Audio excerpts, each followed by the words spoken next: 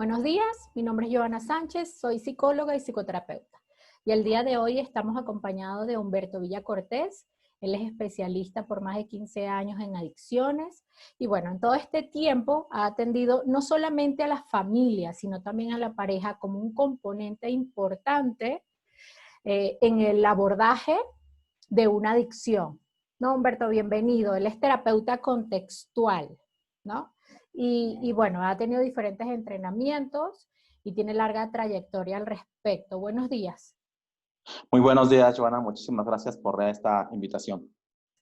Fíjense que hoy es un tema que me habían pedido en algunas oportunidades, porque normalmente, Humberto, hablamos de lo que es la pareja, el conflicto de la pareja, diferentes motivos de consulta en la pareja, pero uno de los motivos de consulta que incluso en nuestro contexto, que es México, es el consumo de alguna sustancia, de diferentes sustancias legales e ilegales, como uno de los elementos que puede ocasionar un conflicto en la pareja, ¿no?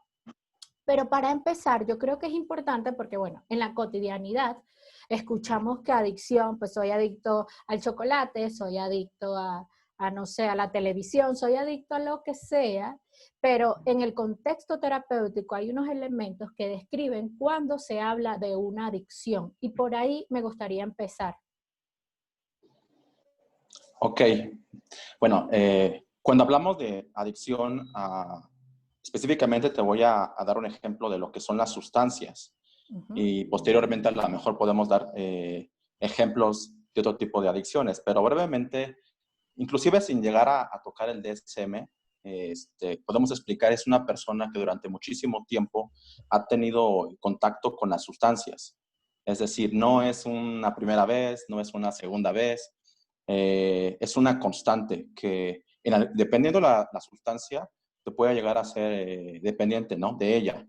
Hay sustancias que se requiere de bastante tiempo y hay sustancias que en un corto tiempo uno puede llegar a tener esa dependencia. Ahora, si bien es cierto que cuando uno tiene contacto con esa sustancia durante muchísimo tiempo, pudiera generar diferentes dificultades en diferentes áreas. Una de ellas es el aspecto fisiológico o biológico. Por ejemplo, si en algún momento tú llegas a consumir una sustancia y tienes un cierto efecto, ¿no? Por ejemplo, el tabaco, vamos a hablar de la droga legal de las más consumidas a nivel nacional e internacional. Uno tiene consumo de tabaco y en algunos puede representar alguna gratificación, ¿no? Gratificación me refiero a la mejor, puede ser social o puede ser que a lo mejor sí tenga un gusto por haberlo hecho. Por ejemplo, el alcohol. A lo mejor me desinhibo en un primer momento. Tengo la oportunidad de poder platicar con la persona querida, con la persona que me gusta, por ejemplo. Hay una cierta desinhibición, hay una gratificación. Entonces, no empezamos con 20 cervezas o con 30 cigarritos en un primer contacto. Empezamos para probar, para saber qué es cómo se experimenta, qué se siente. Entonces, al paso del tiempo tenemos nosotros una cierta cantidad que, si bien es cierto, puede incrementarse. Llega un momento en el cual pues no tengo como la misma sensación que al principio, ¿no? La misma gratificación que al principio.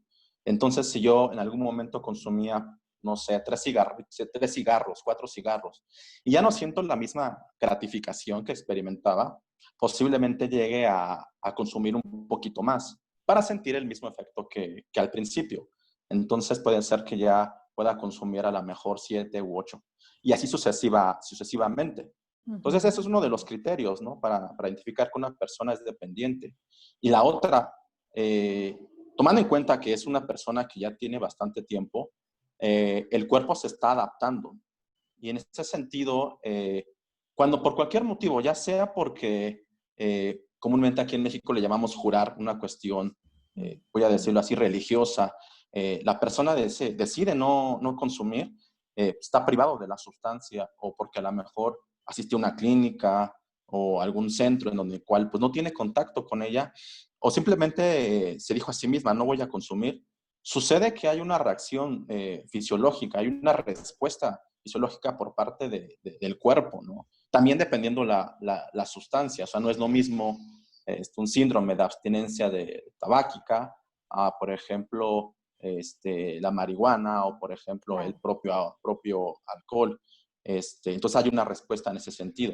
Entonces podemos decir que si cumple como esos criterios, más añadiendo unas situaciones más psicosociales, más familiares, por ejemplo, pues impacta. O sea, imagínate una persona que, voy a decirlo así, que su vida gira alrededor del consumo, pues le dedica más tiempo al consumo. Y no solamente me refiero a los minutos del consumo, que pueden ser 10, sino, o 1 minuto o 2 minutos en la preparación de una sustancia, o simplemente prender un cigarro y hasta ahí.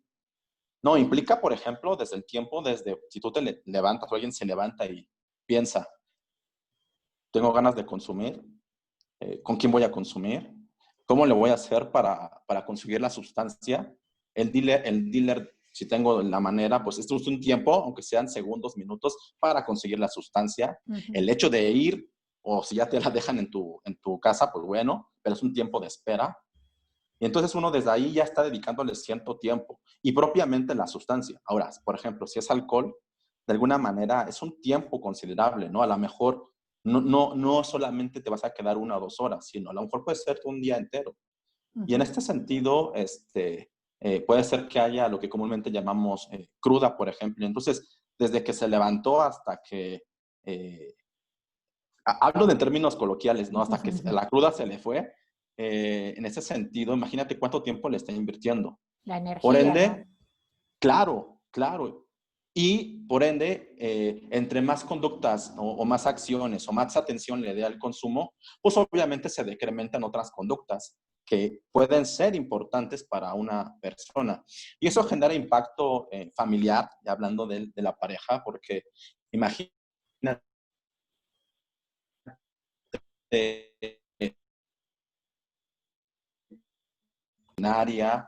ausencia laboral, por ejemplo. Entonces ya repercute en ciertas situaciones, ¿no? Y por otro lado, si estas repercusiones pueden impactar en áreas tanto físicas e inclusive médicas. Dependiendo también de la sustancia, impacta, ¿no? Puedes asistir a una cita médica y a lo mejor vas por otra cosa. Y en ese sentido el médico puede observar y decir, mira, estás tomando tal cosa, estás fumando tal cosa, estás inyectando tal cosa, entonces mira, pues hay que bajarle a esta sustancia porque ya está repercutiendo en tu salud. Ya cuando un médico psiquiatra, un psicólogo te está diciendo que posiblemente hay problemas, ok, está bien. Y a lo mejor tú lo entiendes, pero puede ser que ya haya estos intentos infructuosos por querer dejar de consumir, pero ¿qué crees? Ya no es fácil poderlo dejar. Ya no Sí. es fácil decir por fuerza de voluntad, como si la fuerza de voluntad se tomara o se inyectara. Pues, ¿cómo se compra? Entonces, constantemente puedes tener ciertos deslices o ciertas recaídas cuando te has propuesto dejar de hacerlo. Entonces, esto Sí. impacta obviamente en la familia. Entonces, bueno, es una explicación breve y obviamente desde la perspectiva que yo manejo y habrá otros que te puedan decir desde una perspectiva neurobiológica de por qué una persona tiene una dependencia a las sustancias, ¿no? Claro, y yo creo que, además, fíjate que hablando de este contexto, que me ha tocado bastante, es que, pues, a veces la persona que consume dice, pero es que solamente consumo 2, o sea, literalmente no cumpliría los criterios, bueno, que conocemos para diagnosticar cuando hay un trastorno por consumo de sustancias, pero le genera consecuencias importantes, por ejemplo, en la pareja, ¿no? Hay diferentes casos, ¿no, Humberto? Hay casos extremos, hay casos donde el consumo es muy notorio, en donde desde que se levanta hasta que se acuesta es un consumo, y estamos hablando incluso del alcohol, ¿no?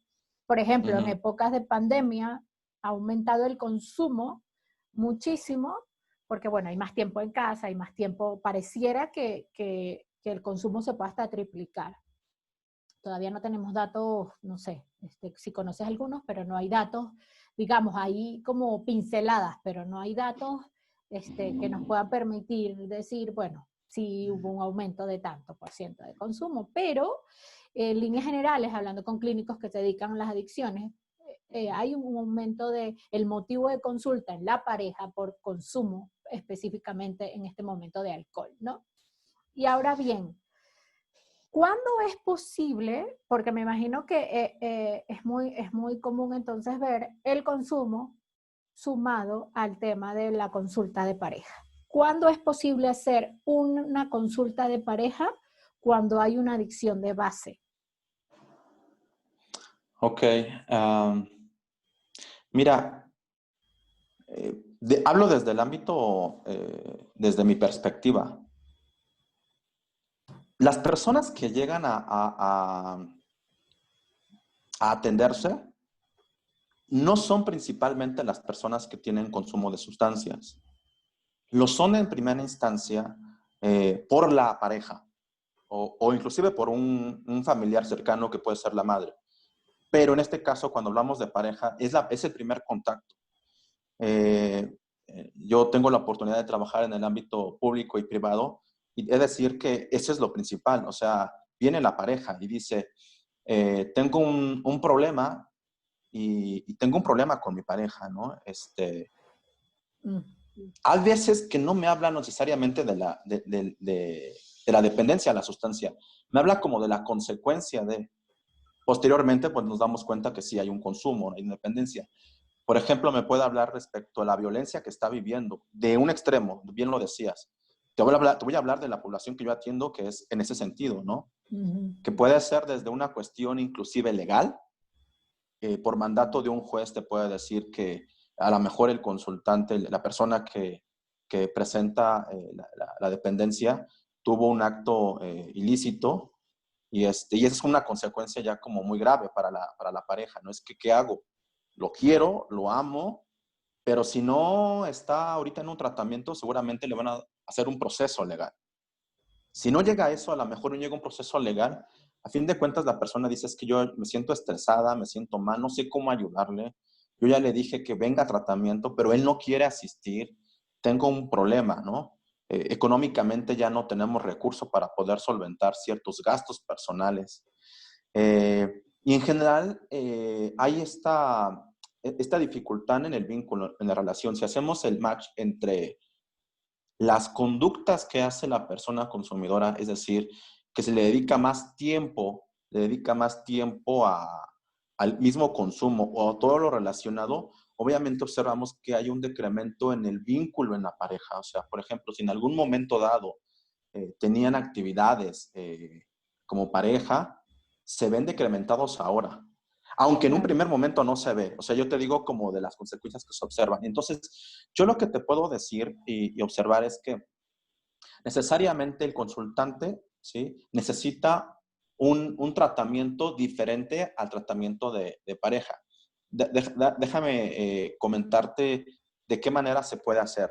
Ajá. Hay una manera en la cual se puede trabajar desde una perspectiva en donde se involucre al ambiente, a la pareja, a la familia, para que la persona llegue a tener un tratamiento, ¿sí? Porque en un primer momento quiero que me ayuden con mi pareja. Entonces, hay estrategias o hay modelos terapéuticos que me pueden ayudar para eso, ¿sí? Uh-huh. Yo en lo personal, te digo cómo lo trabajo, pero es una Ajá. perspectiva.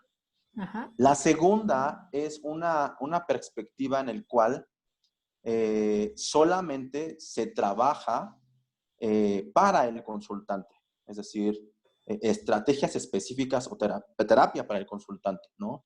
Hay modelos específicos, tú bien lo sabes, dependiendo de la situación, se trabaja, ¿no? En ello. La tercera es una perspectiva en donde se incluye a la familia, ¿sí? Pero también esta familia es un agente de cambio para la persona consumidora. Uh-huh. Pero y también es un agente de cambio para la misma pareja. O sea, es una ayuda mutua, ¿sí? Claro. Y Uh-huh. entonces, aquí en este tercer punto yo te puedo decir, hay teorías, de teoría de Oxford, en donde maneja que hay modelos terapéuticos que pueden funcionar para esa estrategia.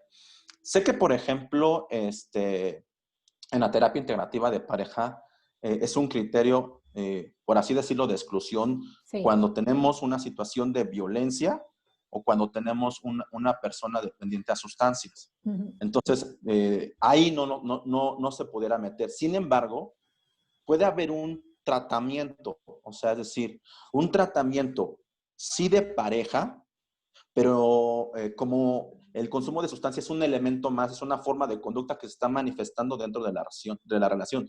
Pero aparte, la persona tiene que atenderse la dependencia a la sustancia, ¿sí? Exactamente. Y entonces eso es lo que yo trato de buscar dentro de un modelo terapéutico. Ahora, a lo mejor me adelanto muchísimo a la entrevista, pero yo mucho de lo que yo puedo abordar es, si se va a atender una persona dependiente de la sustancia, hay modelos terapéuticos. En este caso, lo que yo trabajo es terapias de tercera generación.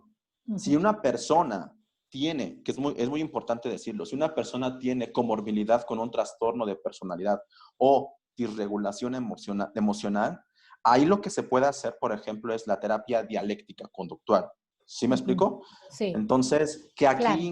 que aquí incluye sí tratamientos grupales para la persona que está, para la persona dependiente de la sustancia, donde cual se le explican habilidades, ¿no? Por ejemplo, habilidades de tolerancia al malestar, de mindfulness, por ejemplo, inclusive de efectividad interpersonal, que posiblemente la persona no ha aprendido esa habilidad, como por ejemplo, cómo mantener una relación, cómo solicitar algo que requiere la persona, cómo validar a la persona, cómo autovalidarse, ¿no? En momentos difíciles, por ejemplo, en ciertos deslices, cómo validar, o en momentos de crisis, por ejemplo. Y entonces, también la familia se le da información de la conducta que está presentando su familiar o la pareja, ¿no? Entonces, hay Sí. un grupo de estrategias. Y por Fíjate otro lado, que, perdón que te interrumpa, me encanta que toques ese tema de las terapias contextuales, porque en el ámbito, por ejemplo, en mi formación en adicciones, ¿no? Y que, bueno, no he llegado a otros enfoques más allá de terapia cognitivo-conductual, o sea, desde ahí me formé uh-huh, y he ido como evolucionando a las contextuales, veo la diferencia en el abordaje precisamente de la familia, ¿no? Porque, bueno, podemos llamar familia a la pareja o familia extendida con los hijos, la mamá o con quien conviva la persona que consume. Pero normalmente se cree que con abordar la adicción es suficiente, o sea, con abordar todas las estrategias que estén abocadas en la reducción o disminución, depende del consumo, reducción solamente en alcohol, bueno, en algunos de los casos, pero la mayoría es eliminación, que todas las estrategias estén dirigidas a eso y no hacia el vínculo de la familia o la pareja. Entonces, porque cuando tenemos una adicción, pues hay muchas áreas de la vida, como bien decías al inicio, que están afectadas. No solamente es el área laboral, el área recreativa, el área profesional, sino también el área familiar y de pareja. Y creo que entre las redes de apoyo que pueden ayudar está ese vínculo. Y creo que sería totalmente innecesario excluirlo del abordaje, ¿no? Claro, como bien decías en el último punto en donde dice, hay que abordar esto, pero también hay que tratar la adicción adicional, en una terapia adicional.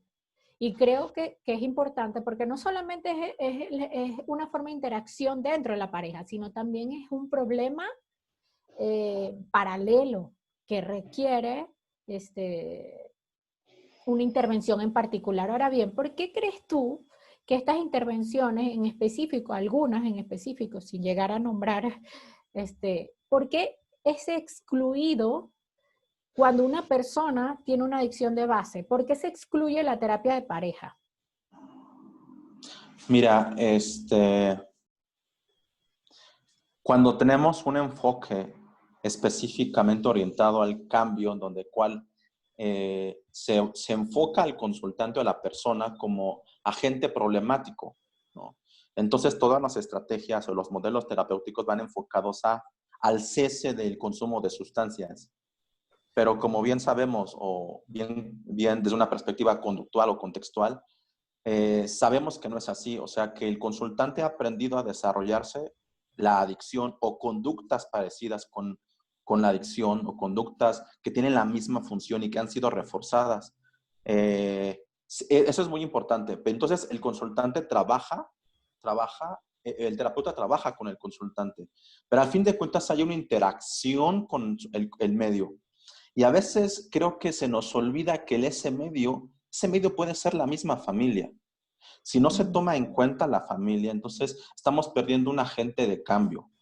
Pero el agente de cambio para la propia persona consumidora, pero también para la persona que está viviendo las consecuencias de esa misma situación. Mira, claro. Por ejemplo, de lo que más atiendo, por ejemplo, son las personas no dependientes al alcohol. Y entonces, X persona me decía pues, que cada vez que mi papá viene con alto grado de consumo de alcohol, una de dos, o viene muy afectuoso cuando casi no lo es, y empieza a hablar sobre sí mismo y empieza a ser afectuoso y abrazarnos y a decirnos, ten el dinero, ten tu domingo. Y entonces uno está como a las expensas de, viene en una postura afectuosa o viene muy irritable. Porque a lo mejor, fíjate, en un síndrome de abstinencia, tomando un poquito el lenguaje de autoayuda, la borrachera seca, sí puedes tener la privación de la sustancia, pero hay ciertas conductas que pueden presentarse, ¿no? Que pueden ser funcionalmente parecidas al consumo, como puede ser una conducta de irritabilidad. A lo mejor empiezo a ser más agresivo, soy más intolerante, ¿no? Y entonces, fíjate, si lo hace con la pareja, está recibiendo esa consecuencia de esa situación de consumo. Y entonces, la pareja puede tener una postura de intolerancia, puede tener una postura de apoyadora, o sea, yo estoy contigo, trato de ayudarte, inclusive busco terapeutas, busco centros de atención y yo estoy ahí con ella. O puedo tener una postura confrontativa. O sea, ya en una situación puedo tener una conducta confrontativa, por ejemplo, decir, oye, no te pases, siempre es lo mismo contigo. A lo mejor en el momento de consumo porque puede haber conflicto y puede ser que sí lo sea. A lo mejor yo te respondo en un momento de consumo y el otro entonces me golpea o me agrede verbal, ¿no? Físicamente. Sí. Y entonces eso también impacta en mí, ¿no? Entonces yo como pareja, sea hombre o mujer, porque hay de ambas. Entonces hay una consecuencia y una agresión. Y puede experimentar inclusive posterior a ello como una consecuencia a mediano o largo plazo, una cierta culpa de la persona, ¿no? Consumidora. Entonces, fíjate, eso puede ser un factor de riesgo. O sea, yo tengo una cierta culpa por haberle pegado a mi hijo, por haberle pegado a mi pareja, a mi novia. Y entonces, porque no quiero sentir eso, puedo recurrir nuevamente al consumo de la sustancia. Entonces, si vuelvo a consumir, a lo mejor a corto plazo, desde una perspectiva conductual o de un análisis de la conducta, me aliviana de esta sensación, ¿no? De culpa, de malestar. A medio y a largo plazo puede ser que genere mayor problema, me genere mayor culpa y otra vez sea un factor de riesgo y pueda tener alguna confrontación con mi pareja. Claro. O mi pareja puede decir, la verdad es que yo ya no quiero contacto con él, ¿me vale? Y entonces yo no hago nada para ayudarte, no tengo contacto contigo, no tengo relación contigo, vivimos en un mismo núcleo, en un mismo lugar, pero ya no tengo contacto contigo. Entonces ya empieza a generar ciertas dificultades. Eso es el hecho. Esto que te estoy diciendo es una forma como yo, Humberto, ya le explico a la consultante cómo esto pues se pueden retroalimentar mutuamente. Claro, cómo esto genera dificultades en ambos. Es como parte de la pareja y la familia es parte del contexto de la persona, que no puede ser excluido, digamos, desde esta perspectiva, porque, bueno, hay muchas perspectivas, como lo decíamos, pero la forma de interactuar de la pareja, de cómo responde hacia el consumo, no digamos que es responsabilidad del contexto, porque eso también se asume mucho, eso es un elemento importante, porque entonces y hay que tener cuidado cuando lo abordamos con la familia, porque el consultante puede entender, ves, entonces es porque tú me retroalimentas, entonces yo me voy. Y como vemos, Humberto, en el consumo de sustancias, en las adicciones, en el alcohol no se escapa de eso, siempre Claro, hay un argumento o una justificación para consumir.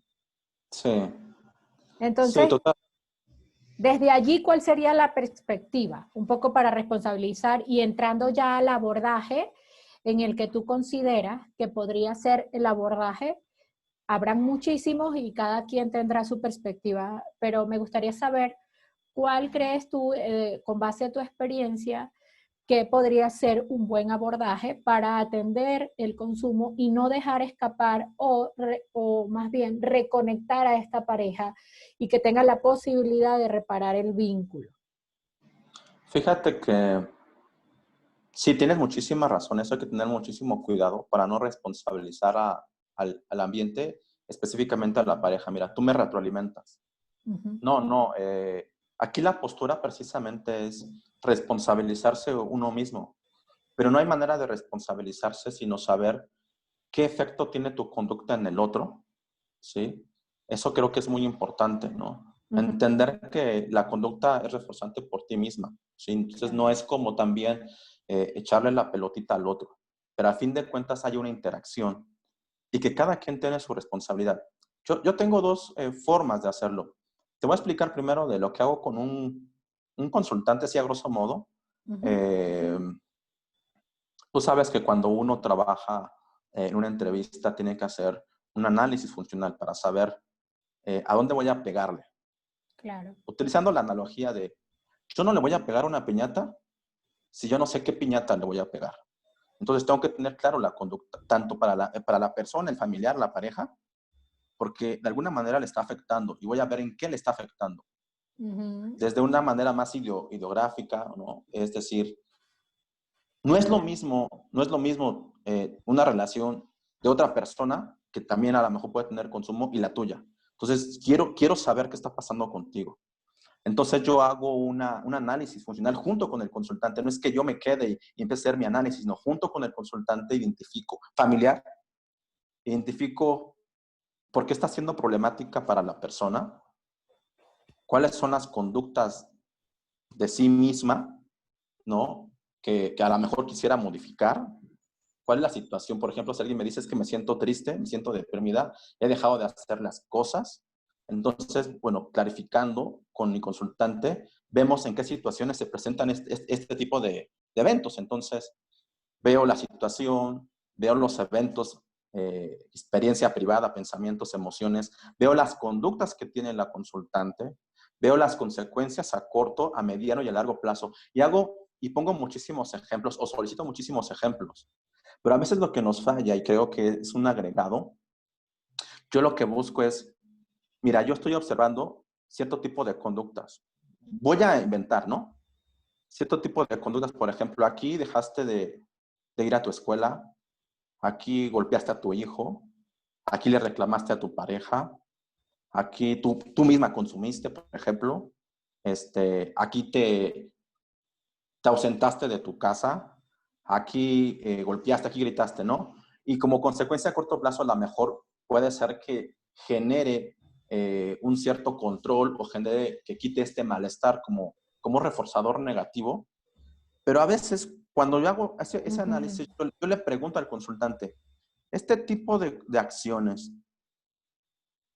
¿de qué te aleja o qué es lo que pierdes? Y entonces, cuando hago esa pregunta dentro de este análisis que hago junto con ella o él, puedo identificar posiblemente valores, lo que la persona está valorando. O sea, me puede decir algo así, como dependiendo de la persona, me he alejado de mi propia salud, de mi estabilidad, me he alejado inclusive de la mamá que quiero ser, del papá que quiero ser, del trabajador que quiero ser, de la Uh-huh. honestidad, ¿no? De esos valores que dentro de mi historia de aprendizaje me han sido reforzados y que para mí lo observo como valores. Y Uh-huh. entonces, voy a ser un poco técnico, es como darle a conocer que tacte la ausencia o la privación de eso que es importante. Es como operaciones de establecimiento aprendidas, ¿no? Sabemos, a sabiendas que estas operaciones de establecimiento son por la privación ciertas necesidades, ¿no? Como puede ser el sueño, como puede ser la alimentación, pero aquí lo podemos trasladar a operaciones de establecimiento, más bien en ausencia de algo que es importante para él. Y entonces Claro. cuando la consultante tacta se ha alejado de ese tipo de cosas o de la persona que quiere ser, entonces nuestra terapia va dirigido a eso. O sea, entonces, si es la pareja, ¿te parece que nuestra terapia vaya en función a acercarte a la honestidad, a acercarte al tipo de mujer, de pareja, de que sea, por ejemplo, de si está estudiando, de la estudiante que quiere ser, del tipo de mamá que quiere ser? Y con base en eso, doy un tratamiento que específicamente yo trabajo, bueno, trabajo psicoterapia analítica funcional, trabajo activación conductual y trabajo terapia de aceptación y compromiso. Y yo, mi primera lección es terapia de aceptación y compromiso. Entonces, no sé si es posible poder trabajar brevemente, darte un ejemplo ahorita, Sí, con la que es la terapia de aceptación y compromiso desde una perspectiva de la Matrix. sí, ya te voy Es a una dar el... es una forma de poder ejemplificar lo que estoy diciendo en un proceso terapéutico. Entonces, eh, voy Fíjate que ahorita, eso, mientras tú lo preparas, fíjate que eso es importante porque, por ejemplo, normalmente se trabaja bueno, cuando estamos hablando de adicciones, lo que se hace entonces es que se trabaja directamente, normalmente, estoy hablando del estándar, ¿no? Que se trabaja directamente sobre el tratamiento en la reducción del consumo. Pero así es, digamos que en el tratamiento que tú estás proponiendo, entonces, bueno, que no, en el que tú trabajas, sí, estás enfocado más bien es a lo que es valioso y a lo que es importante para esta persona e indirectamente, si esas áreas de vida, digamos, si yo estoy encaminada o estoy encaminado a eso que es valioso para mí, sí. indirectamente entonces hay una reducción del consumo.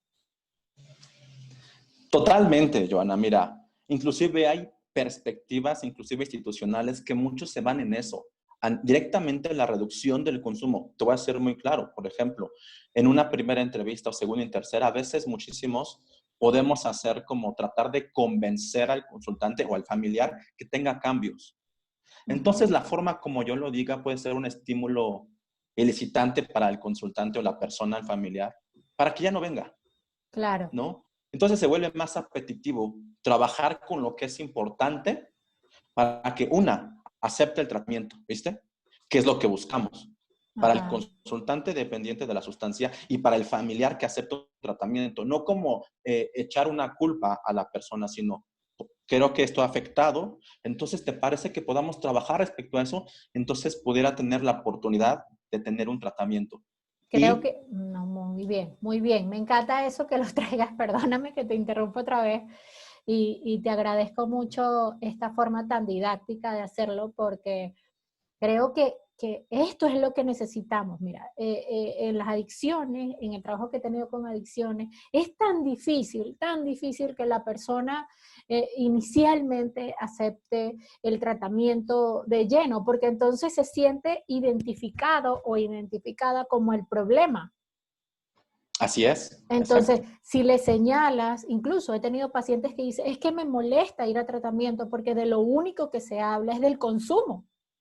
exacto. Que si no retira, y claro que hay estrategias, yo no estoy denigrando las estrategias que ya han tenido efecto, por ejemplo, es básico que no tenga la sustancia en la casa, ¿no? Pero que todo el tratamiento sea en torno al consumo y a la sustancia y bueno, y la frecuencia y es fastidioso, Humberto, o sea, y es fastidioso pensándolo yo desde otra postura, no sé, hablar en un proceso terapéutico en el que se supone que hay otras cosas las que hablar, solamente de un consumo, sigo reforzando la idea que el conflicto único aquí es el consumo.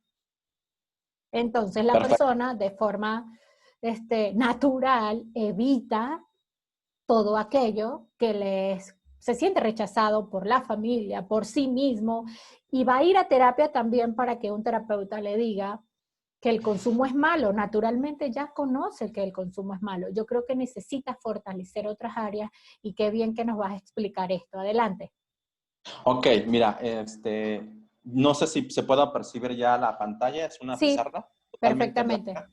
Sí. Mira, puedo hacer lo siguiente, como voy a poner un ejemplo como se lo diría a una consultante familiar, pareja, o una persona también dependiente de la sustancia. Entonces, es indiferente porque hago lo mismo con ambos. Entonces, mira, lo que yo hago es lo siguiente.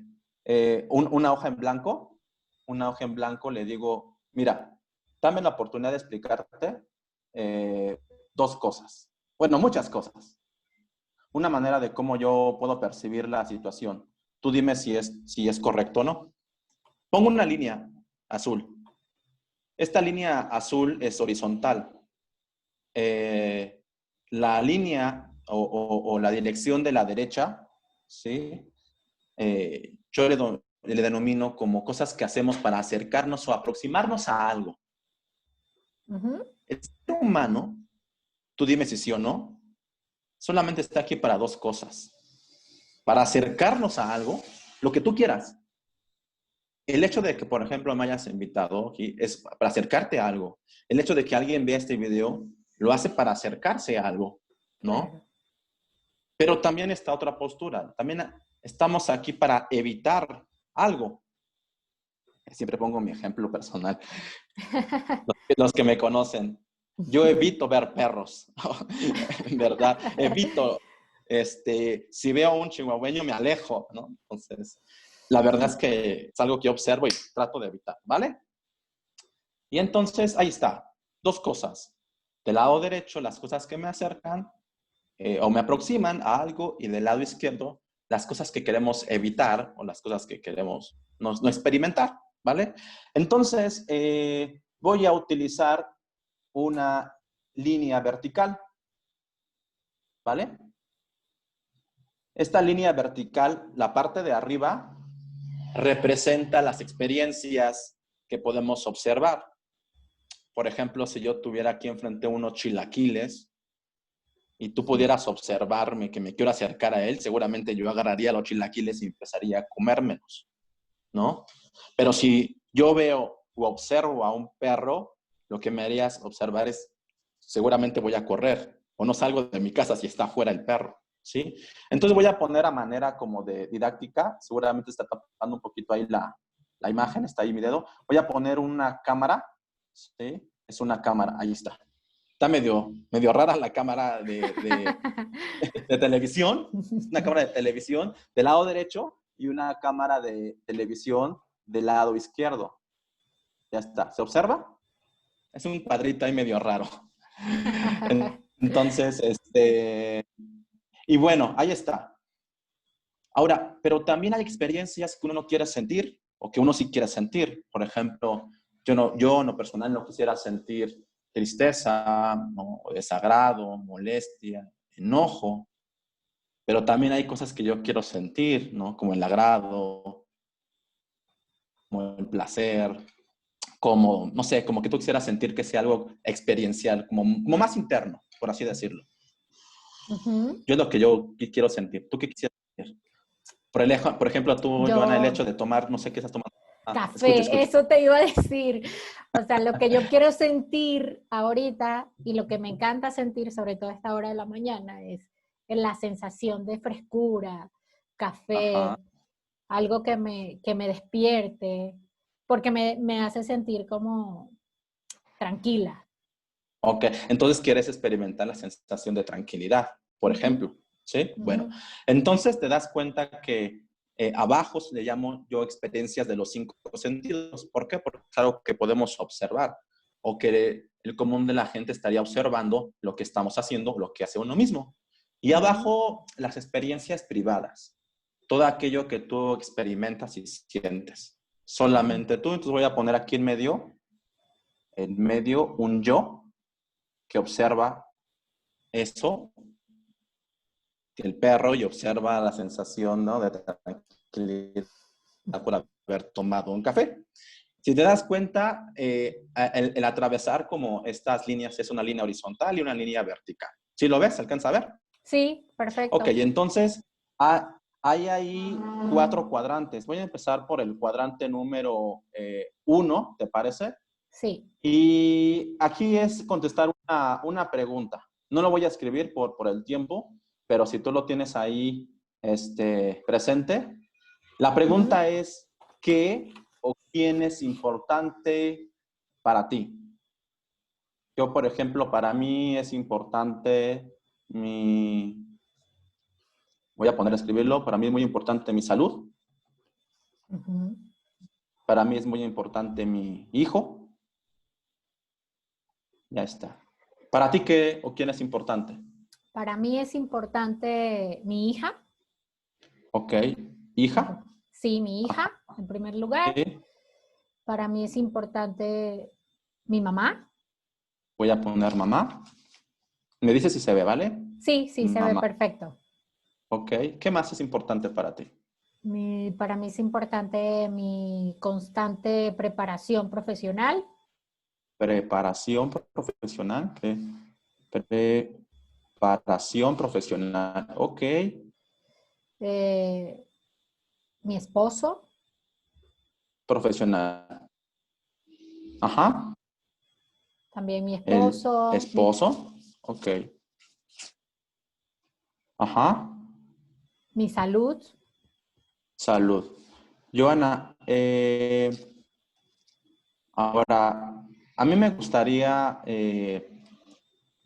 preguntarte, digo, yo también lo voy a decir, pero al fin de cuentas hay una relación entre tú y tu hijo, tú y tu preparación profesional, tú y tu salud, ¿no? ¿Qué tipo de relación quisieras tener con tu mamá? ¿Qué tipo de relación quisieras tener como profesional o con tu profesión? ¿Qué tipo de relación quisieras tener con tu mismo salud?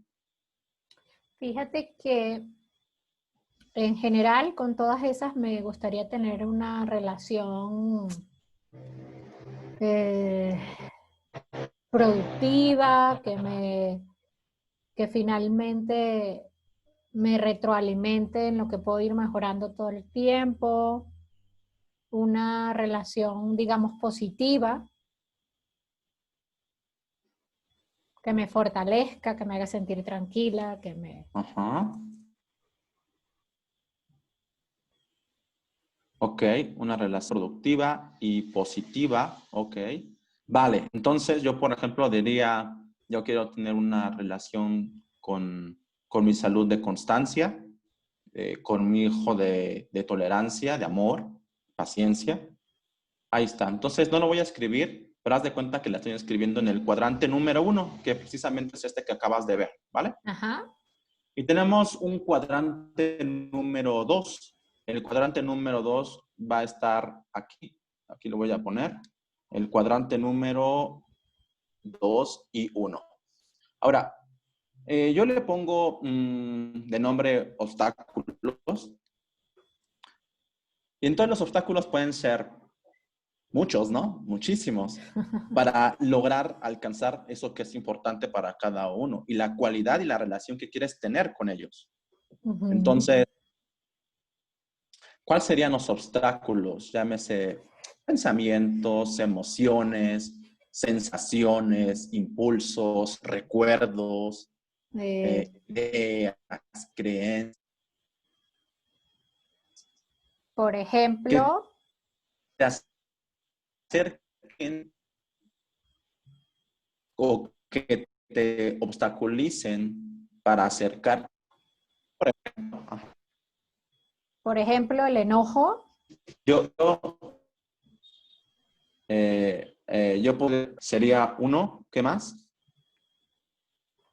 este, las diferencias en la crianza de la hija, Diferencia, ok, crianza. Ajá, pongo aquí. eh, ¿Qué más? tal vez las condiciones, por ejemplo, en el caso de la preparación profesional, tal vez las prioridades en este momento. Ok. Ahora, dijiste enojo y una pregunta. Cuando dices es como la sensación de diferencia entre la crianza de una persona con otra, ¿así entendí? Sí, Ok, vale. Es que se cortó un poquito. Vale, y entonces, Ya, voy a poner de ejemplo yo. También enojo, por cierto. Enojo, frustración.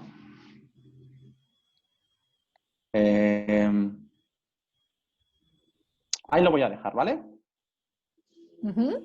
¿Quién, quién experimenta esas sensaciones?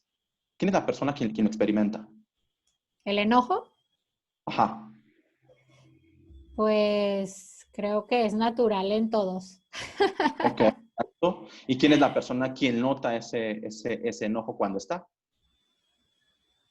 El otro que lo recibe. El otro que lo recibe. Sí, puede ser que el otro que lo reciba. Yo creo que también puede ser en una primera instancia que uno lo experimenta, ¿no? En un primer momento. Uno siente primero el enojo, ¿no? O la frustración, en mi caso, por ejemplo, ¿no? Que uno puede experimentar ese enojo o esa frustración, ¿no? Oye, y entonces vamos a ir al cuadrante número 3, ¿te parece? Donde están Sí. las cámaras. Ahora, los dos dijimos enojo. ¿Qué es lo que hace Humberto cuando se deja guiar por el enojo? Grito.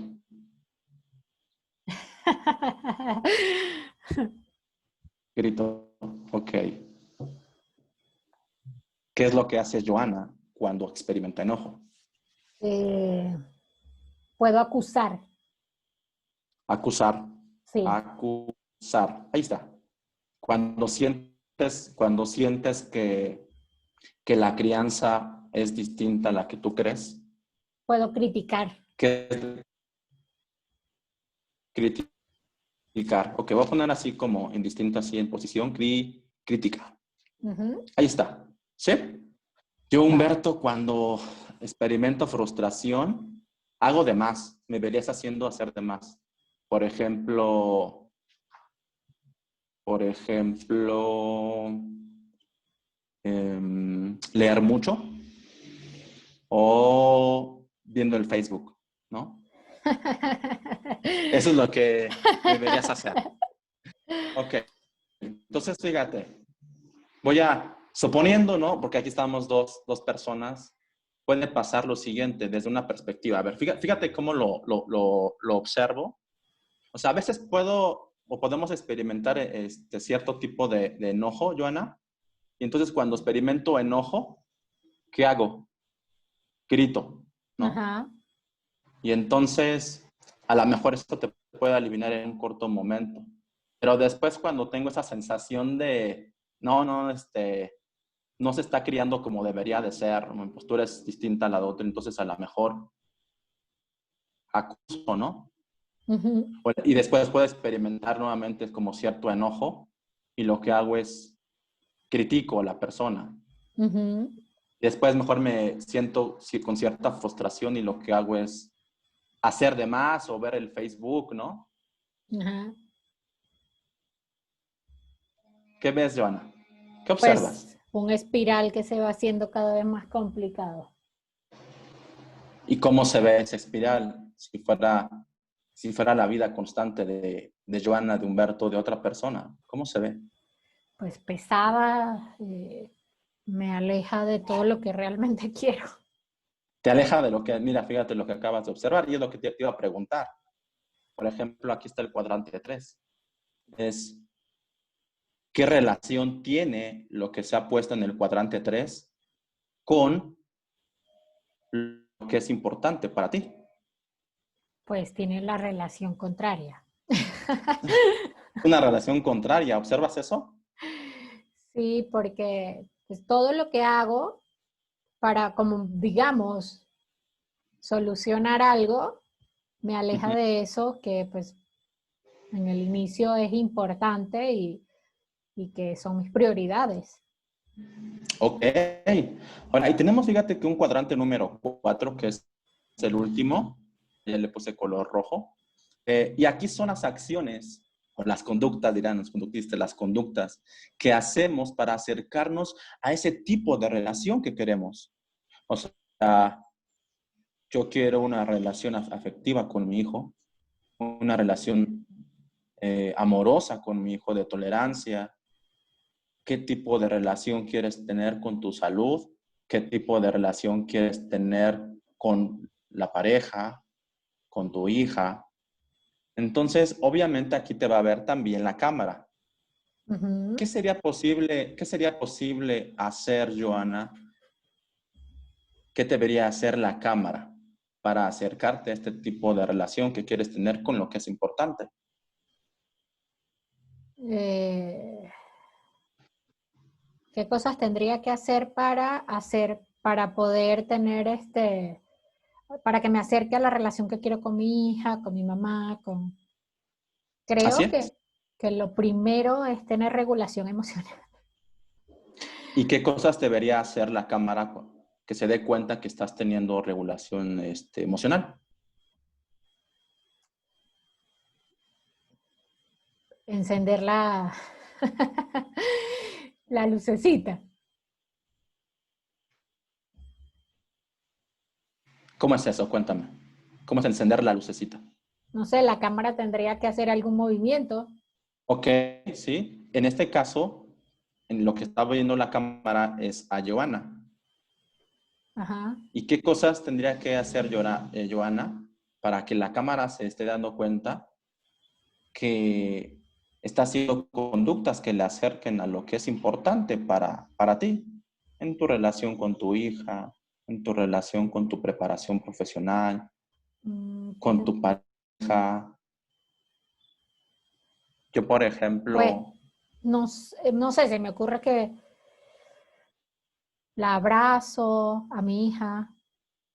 ok, tantito, voy a poner abrazar a mi hija. Ujú. ¿Qué más? Pues Yo tomo en cuenta, bus- ajá, buscar preparaciones profesionales que estén a mi alcance, buscar preparación. Ok, ¿qué más? tener conductas o interacciones positivas con mi esposo, como prepararle una cena de sorpresa. Oh, espérame tantito. Déjale, sí. Entonces, preparar una cena sorpresa. Ok, sorpresa. Ajá, ¿qué más? Hacer ejercicio. Ejercicio. Ok, no te lo voy a preguntar, pero se lo diré a mis consultantes. ¿Qué tanto es posible estas cosas que me decir? ¿Qué tanto es posible se pueda hacer esta semana o inclusive hoy? Igual y no me contestes, este es tuyo, ¿sí? ¿Qué tanto que te acerques a eso que es importante? Ahora, ¿cómo se ve ahora en su totalidad la Matrix? Desde lo primero que observamos de la parte izquierda, a diferencia de la parte derecha. Pues se ve mucho mejor. Eso Se me ve mucho. acerca más a pues, lo que yo defino como importante para mí, por lo que me conduzco. Y Oh, alimentaría mucho más el vínculo pues, con mi mamá, con mi esposo, con mi hija, conmigo misma. uh-huh. Ok, vale. Muy bien notado, Joana. Y bueno, este es un pequeño ejercicio. Y ahorita te digo cómo es que también se hace con las consultantes. Voy a cambiar. eh, Ahí está. Ya, ya estamos. Ya estamos de vuelta. Estamos de vuelta. Bueno, dentro de la perspectiva que yo manejo, te decía, en ningún momento yo identifico lo que es importante para ti. O sea, estoy en una postura de aprender junto contigo. Estoy en una conducta de identificar qué o quién es importante para ti. Yo no te voy a decir qué es importante. O sea, yo no te voy a decir que dejes a tu pareja. Yo no te voy a decir que atiendas a tu pareja inclusive. Yo no te voy a decir eso. Y Y, eso lo vemos en un cuadrante uno, y ¿no? es posible incluso por ejemplo, en este ámbito, nosotros, pues, porque no hay ningún tipo de consumo, pero por ejemplo, podría salir allí, pues consumo, ¿no? Y Claro, por supuesto. entonces, esto cómo te relaciona y el consumo es una de las tantas cosas, puede ser celo, este, la grito, o lo grito, o le pego a los niños, eh, etcétera, ¿no? Exacto. Estas cosas, pues, al relacionarlo con es muy diferente identificarlo de esta forma a identificarlo de entrada como un tema que te aleja de lo que es valioso. ¿A qué me refiero, Humberto? Muchas de la experiencia que he tenido en cuanto a las adicciones es que cuando la persona llega, ya me va a decir que el consumo es malo, ya me va a decir que esto no me aleja, que esto me aleja de, bueno, y te sabe la historia.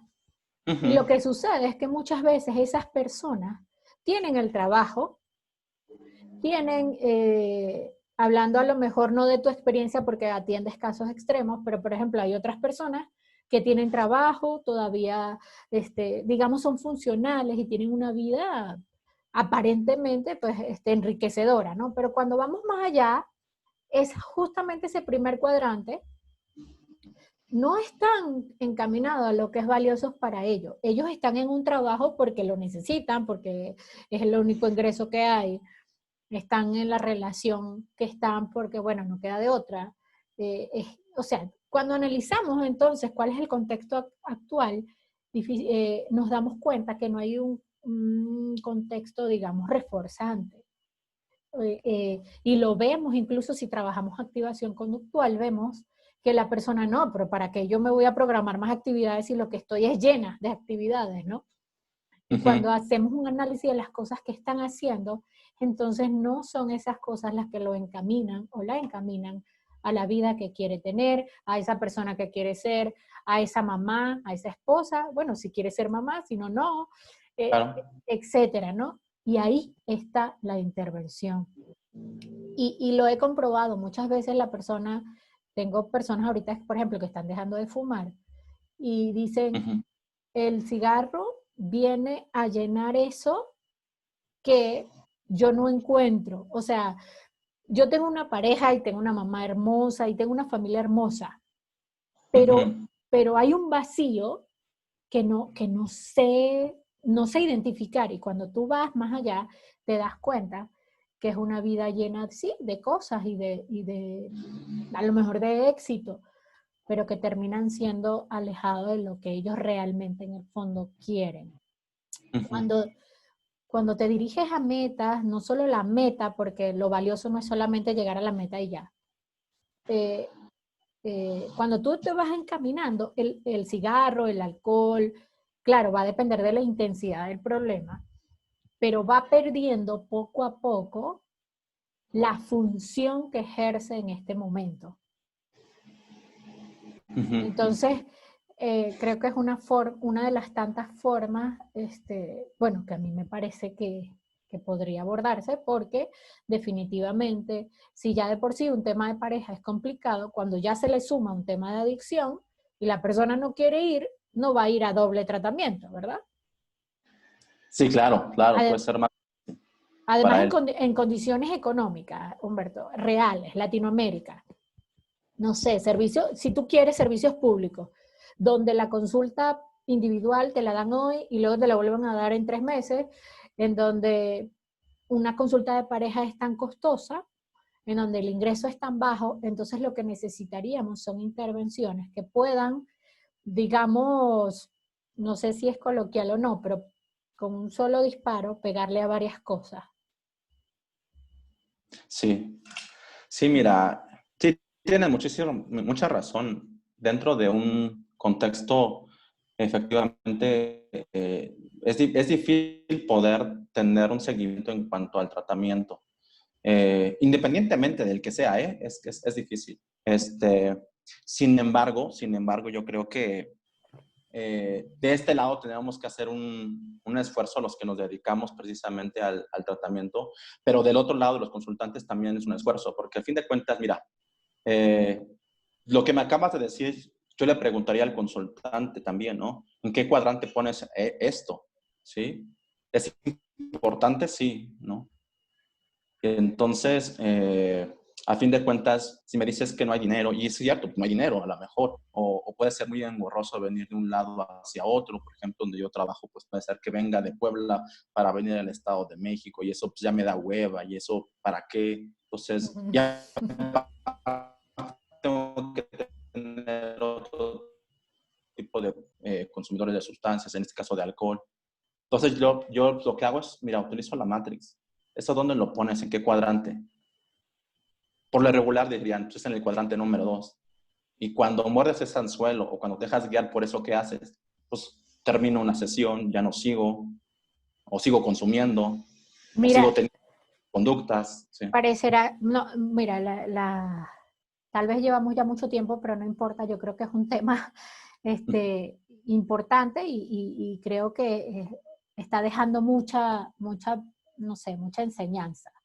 Y me gusta la idea de que podamos compartir experiencias, porque, por ejemplo, en el caso en donde hay personas que no confían en el tratamiento, Humberto, hablando de las adicciones, este, ¿por qué? Porque, bueno, he tenido diferentes experiencias y también este tratamiento puede funcionar a lo mejor para alguien que está en ambulatorio, pero tal vez para un contexto de, no sé, de rehabilitación día y noche, no lo sé, es lo que te voy a preguntar. ¿Por qué? Porque muchas veces los tratamientos rondan en solamente la psicoeducación, ajá, o en ámbitos, por ejemplo, sí creció en una vida con un papá que también consumía, una mamá que consumía, en violencia, ¿no? Y si revisamos esta historia de aprendizaje, pues sí, es súper desfavorable.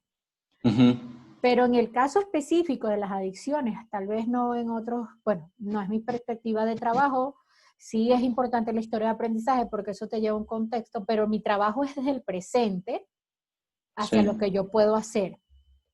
Pero hay personas que incluso el consultante justifica todo esto y sigue la justificación constante porque hay un dolor emocional, digamos. Si lo ves no sé, desde esa perspectiva, llegan con mucho sufrimiento Sí. y porque realmente su contexto no es favorable.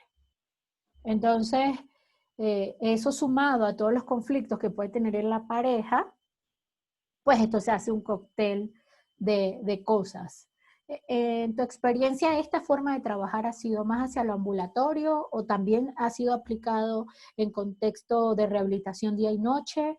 Porque en el ámbito de las adicciones pareciera que se hace mucho, pero veo que el avance en los tratamientos van como, o por lo menos en el reconocimiento de los tratamientos, las cosas no van tan rápido. Hay mucho esfuerzo para mejorar las políticas, para mejorar los tratamientos, pero bueno, el porcentaje de mejoría, ¿cuánto es? Ok. Respondiendo a tu pregunta, mira, yo lo trabajo desde el ámbito ambulatorio y tiene efectividad, ¿no? En el trabajo. Obviamente necesitamos muchísima investigación, es decir, en relación a qué tanto de lo que se ha dado ha sido útil para el consultante desde esta perspectiva, específicamente de terapia de aceptación y compromiso para los usuarios, ¿no? Y para los familiares y parejas. Bastante efectividad. Ahora, tengo colegas, tengo una colega allá en Noruega, ella lo hace en centros de rehabilitación, tal cual. Tiene manuales precisamente de eso. No me acuerdo cómo se llaman sus centros, pero sí están día y noche y trabajan en la terapia de aceptación y compromiso, tiene sus protocolos grupales. Hay diferentes tipos de protocolos, pero específicamente el de la colega, si no me recuerdo, creo que tiene 32 sesiones de manera grupal, ¿no? Ok. Para ellos. Y a su vez lo atiende de esa misma manera, pero aquí no grupal para las parejas o familiares. Hasta donde yo sé y tenemos información. Yo, de mi experiencia, solamente ha sido ambulatoria. Yo creo que no va a pasar de un año que lo pudieras también hacer con estancias ya de día y noche que podamos trabajar con ellos. Pero ahorita Ok. no cuento con ello. Ok, bueno, pero está muy bien la referencia porque además, pues es difícil en este momento, por ejemplo, ese tipo de tratamiento, por ejemplo, en la formación que yo tuve, pues está difícil, por ejemplo, no hay un alcance a la terapia de aceptación y compromiso, hay otro tipo de abordaje, pero repito, es enfocado hacia la reducción directa del consumo. Y bueno, por supuesto, si lo vemos desde ese ámbito, entonces es totalmente y perfectamente justificable que se excluya del tratamiento de pareja. Cuando entiendo que hay que tener una terapia adicional, pero si la persona le ve el beneficio doble, si una persona va a terapia individual por tratamiento de consumo y lo ve de esta forma y además va a fortalecer en terapia de pareja su vínculo, ¿no? Y familiar y de pareja, pues está perfecto la intervención. Claro, es nuestro ideal, mucho de la terapia, gran parte de la terapia depende del consultante. Claro. Tiene que hacer un esfuerzo, todo cuesta. Las relaciones no se recuperan, no se reparan, nada más por asistir a tratamiento, sino que, y además una adicción, un problema de consumo o de dependencia no deja de ser un problema nada más por reconocer que hay un problema. Hay cosas que hacer, hay mucho trabajo que hacer, y a mí me gustaría que pudiéramos cerrar con 3 recomendaciones para las familias que podamos usar los terapeutas o si nos está viendo algún público general, para poder identificar si en la familia o en nuestra pareja hay un problema de consumo de sustancias. Ok, tenemos población diversa.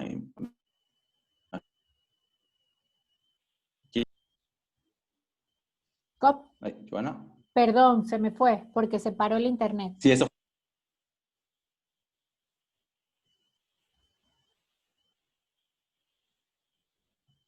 Lo mismo me pasó, que alcancé a escuchar la canción para ver si se puede detectar si una persona se pausó. ¿Me escuchas? Sí, ya te escucho otra vez. Sí, un favorcito, si me vuelves a preguntar, lo que pasa se cortó un poquito. Perdón, es que seguramente es el internet. Son 3 elementos, me gustaría que cerráramos con 3 elementos que puedan hacernos ver o sin necesidad de diagnosticarnos, no estamos intentando diagnosticar a nadie, pero 3 elementos claves que podemos identificar si algún problema, si alguna persona en la familia o nuestra pareja puede estar atravesando un problema de consumo.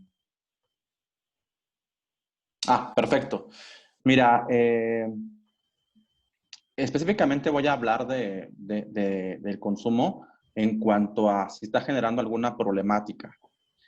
Sabemos que las drogas legales son 2, que es el tabaco y que es el alcohol. Eso es bien sabido. ¿En qué momento puede ser problemático? Mira, cuando la droga gira alrededor, ¿sí? Del ser humano o viceversa, es que seguramente uno puede observar cierto patrón. A lo mejor anteriormente sí tenía algún tipo de patrón o conductas en casa, por ejemplo, hacer ejercicio, por ejemplo, era una persona que tenía muchas actividades laborales y de repente empiezan a decrementar, ¿no? A sabiendas que obviamente tiene un consumo, o sea, tú ya sabes que tiene un consumo y probablemente puede ser un factor. Entonces es como cuando tenemos un adolescente y empieza a tener un uso de sustancias o abuso de sustancias, seguramente va a impactar en tus demás actividades. Entonces, mucho hay que observar, ¿no? Si es pareja, ¿no? Si es inclusive es un hijo, ver si hay cambios dentro de su patrón, ¿no? Desde su ámbito de relaciones de pareja, desde su ámbito en sus relaciones laborales, inclusive desde el semblante y la parte médica. No somos médicos, pero por ejemplo, las personas que consumen tabaco tienen un cierto olor peculiar que ya es constante. A lo mejor los ojos se pueden tornar un tanto amarillentos. Cuando ya hay un consumo de otras sustancias, a lo mejor ya hay un poco de tos, o sea, que no es común. Entonces, eso es hay que como que estar ahí al pendiente si está teniendo ese tipo de situaciones. Obviamente depende de la sustancia, o que a veces puede estar irritable. A lo mejor muchas de las personas que, por ejemplo, pueden tener un síndrome de abstinencia pueden estar muy irritables, que a lo mejor anteriormente no lo tenía, ¿sí? Claro. Entonces, cuando se van a convivir o van a consumir, están muy tranquilos y muy pasivos, pero de repente están muy irritables. Entonces, Claro. había que pensar que están teniendo como este efecto en ellos. Pues nada, es lo que se me viene ahorita a la cabeza. Pues sí considero nada más ver que todos tenemos una línea base y esa línea base es lo que está haciendo mi familia. Si vemos que hay un problemilla ahí de variación, hay que ver. No necesariamente tiene que ver con el consumo de sustancias, pero hay que tenerlo en cuenta también. Sí, yo creo que además esto nos da la oportunidad de, mira, este es un reto. Atender una pareja es un reto, pero atender una pareja con algún tipo de adicción es un reto adicional. Así es. Y siempre mi invitación va a ser a la formación, no porque sepamos más, no porque necesitamos, sino porque necesitamos nosotros más herramientas para poder apoyar en la realidad del otro. A mí me gustaría que mencionaras en dónde te pueden seguir. Humberto también representa a un centro. Me gustaría que hablaras de eso y nos dijeras si tienes alguna oferta académica. Sí, pues yo diría que bastantes. Soy parte de una institución en el cual se llama CAPSIC, así lo pueden ver en las redes sociales. Es un centro de atención psicológica, conductual, contextual. También así está en las redes y también en las redes pueden poner Humberto Villa y también ahí subo mis redes. Están muy cercanas. Una es con Benjamin Schwindler de Canadá y que precisamente nos va a dar las herramientas.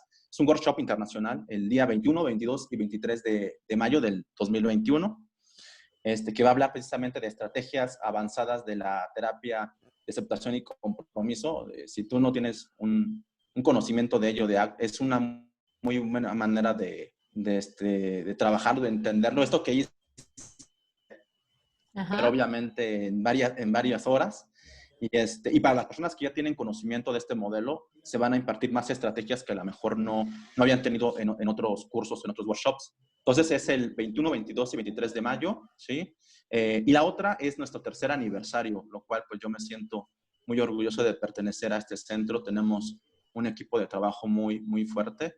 Y el aniversario que tenemos son una serie de pláticas, de webinar, de diferentes temas, inclusive algo parecido a lo que hicimos aquí con diferentes ponentes.